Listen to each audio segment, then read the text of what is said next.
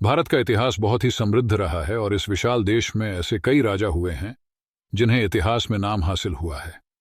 पर इस देश की रानियां भी वीरता और बुद्धि के मामले में कम नहीं रही हैं।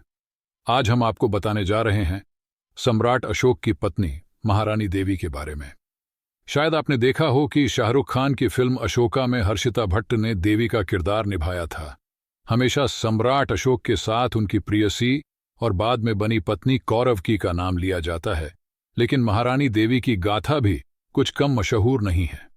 महारानी देवी को बौद्ध धर्म की प्रचारक माना जाता है और उनके बच्चे भी श्रीलंका में बौद्ध धर्म के प्रचारक रहे और उनकी बेटी संघमित्रा तो इतनी मशहूर हुई कि उनके नाम पर कई जगह देखी जा सकती हैं। चलिए आज बात करते हैं महारानी देवी के बारे में। महारानी देवी सम्राट अशोक की पहली पत्नी थीं और उनके 3 बच्चों उन्नेंद्र, महेंद्र और संघमित्रा की मां थीं। श्रीलंका से जुड़ी लोक कथाओं की मानें और भारतीय इतिहास को देखें तो दोनों ही जगह देवी को विदिशा के एक व्यापारी की बेटी माना जाता है। जब सम्राट अशोक विदिशा गए थे और वहां का कार्यभार संभाल रहे थे, तब देवी से उनकी शादी हुई थी। देवी को शाक्य कुमारी भी कहा जाता था क्योंकि वो शाक्या कुटुंब की थी। सम्राट अशोक और देवी की शादी को प्यार से जोड़कर भी देखा जाता है क्योंकि उस दौरान पाटलिपुत्र के राजकुमार के लिए कोई साधारण लड़की नहीं चुनी जाती।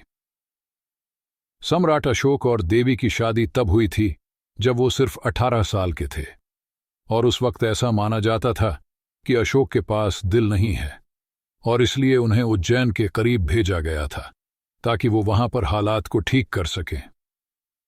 उस वक्त इस पत्थरदिल जनरल को एक आम लड़की से प्यार हो गया था और वो थी देवी। देवी और सम्राट अशोक के रिश्ते को बहुत खास माना जाता है। फिल्म में भी आपको दिखाया गया होगा कि देवी और अशोक के बीच दोस्ती भी बहुत गहरी थी। देवी और अशोक के 3 बच्चे हुए और पहले 2 महेंद्र और संघमित्रा धर्म प्रचारक बने। हालांकि देवी सम्राट अशोक को बौद्ध धर्म की ओर लेकर जाने में असमर्थ रहीं। अशोक को एक समय बाद पाटलिपुत्र लौटना था और ऐसे में देवी और उसके बच्चों को छोड़ वो चले गए। उस दौरान एक आम परिवार से ताल्लुक रखने वाली लड़की राजकुमार की पत्नी नहीं हो सकती थी। यही था जब अशोक की दूसरी शादी हुई और राजकुमारी असंधिमित्रा को उनकी पत्नी बनाया गया। वो अशोक की पहली रानी के तौर पर देखी जाती हैं, लेकिन पहली पत्नी के तौर पर नहीं। देवी का जन्म स्थान विदिशा था और अशोक और देवी की शादी का भी। ऐसे में देवी ने सांची और विदिशा के कई पौराणिक स्थलों को बनवाया था और एक विहार भी बनवाया था।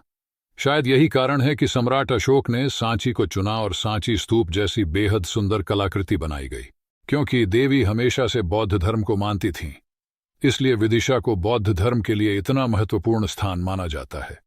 ऐसे ही रहस्यमय वीडियो देखने के लिए historical India official YouTube channel को सब्सक्राइब करें, वीडियो को लाइक करें और अपने दोस्तों के साथ शेयर करें। मिलते हैं ऐसे ही रहस्यमय वीडियो के साथ।